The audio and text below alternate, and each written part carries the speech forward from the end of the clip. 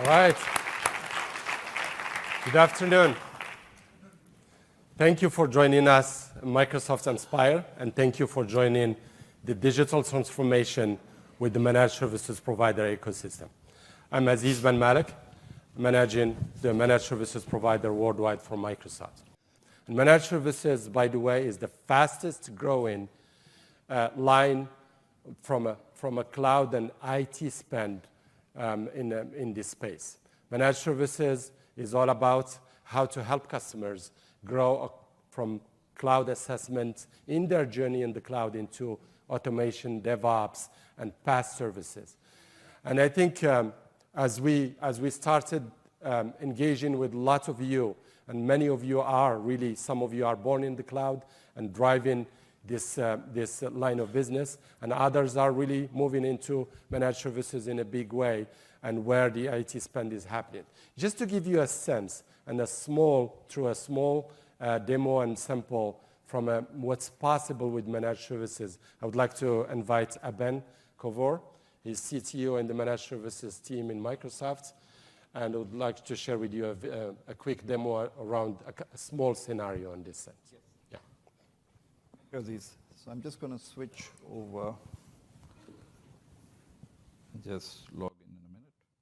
So as we start, one of the as I meet customers, I'm asked two questions in general. First of all, how can we differentiate ourselves through your hybrid story? And the second question I often get is, how can you show digital transformation? Can you give us a few examples of digital transformation within service providers? And so in the few minutes that I have, I'm going to show you a few examples. And again, as Aziz said, the idea is to just give you some basic concepts so that you can build on. So let's take an example today that a customer of yours is having an application issue. And by the way, this application could be an LOB application they're running, or they could be an application that's from a third party. But for the example and the demo, I'm going to assume that there's a customer who's running an e-commerce site. He's hosting it at his own premises. And unfortunately, this application is pretty old. It's been running very well for quite some time. And as the saying goes, if it ain't broken, don't fix it. But suddenly, this customer decided to sell a few products. And all of a sudden, there's a lot of traffic onto the site, and the site is not able to cater. So if I go into my demo now, I'll show you, for example, this is a very vanilla e-commerce site, but they decided to sell Surface Book. And because Surface Book has been doing well, a lot of people are trying to come and buy this, and they're kind of struggling on the site. So if I go to the back, which is the area that I'm sure all of you like, you can see that the CPU utilization of these servers at the back end is pretty high. And if you actually go, the response rate is also pretty slow. So clearly, this e-commerce customer or the site is losing customers. So now the question is, they frantically call you and say, help us, we need your help.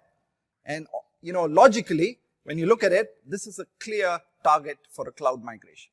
And like Aziz said just a while ago, the cloud is not a place, it's a model. So the idea for us as we build our hybrid story is you build to the model and then you deploy your components where you want to go. So in this particular case, what we're going to do is take this application. And by the way, this is a monolithic application. Database layers all are tightly integrated. What we're going to do is separate those code. And I'm going to use one of our partners, UnifyCloud, who has developed a migration tool. And I'm going to demo that tool for purpose of this demo. So I'm going to just quickly take the web parts of the application. Remember, the application has a web and a database part. But I'm going to click the web part, and I'm going to click. And then in a short while, what we're going to do is we're going to move this over to the cloud on Azure, but in a container. And microservices, serverless computing, containers are all the new wave of cloud computing. So what I've really done now is just move the web parts of the application into a container on Azure, right?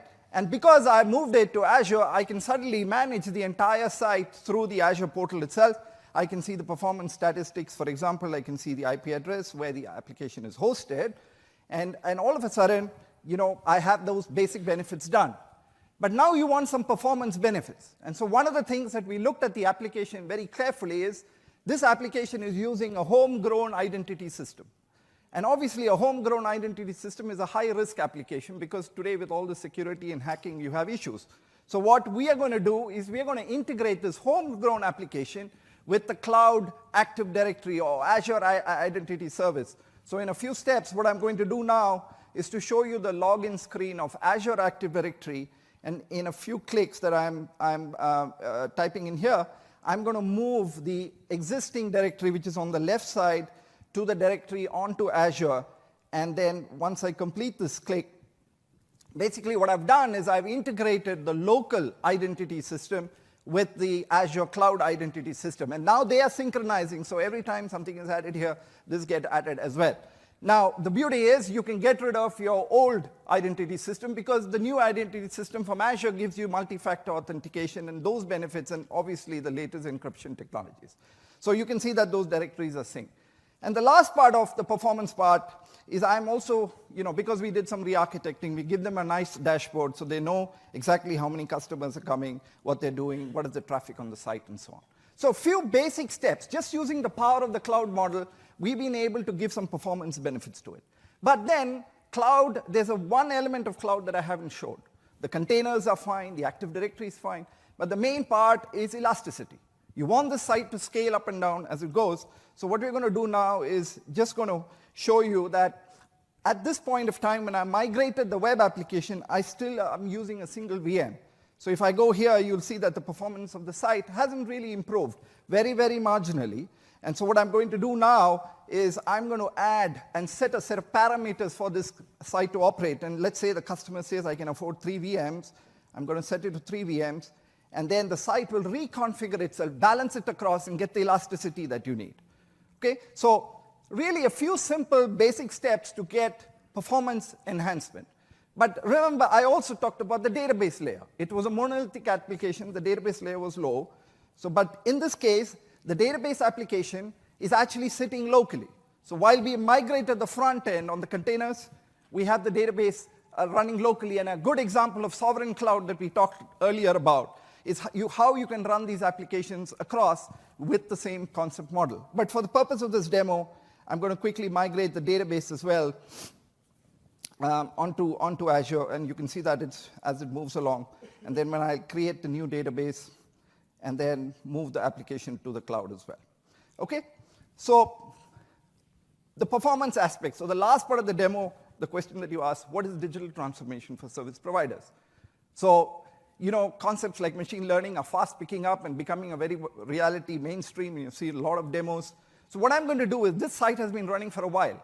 Now you as a service provider can become a true trusted partner to this customer by providing them insights that they have never dreamt of before. So what we're going to do is we're going to take the logs of the site, and I'm actually going to use Azure Machine Learning Studio, and I'm going to build an application or show you the interface of the Azure Machine Learning Studio. And then what we have done is we have built a model. Now machine learning is all about models. As you build those models, you train those models, and then you get the predictability you need. So what I've done is we have built a simple model here, but when we apply the model, you can see that it spits out 2 Power BI graphs.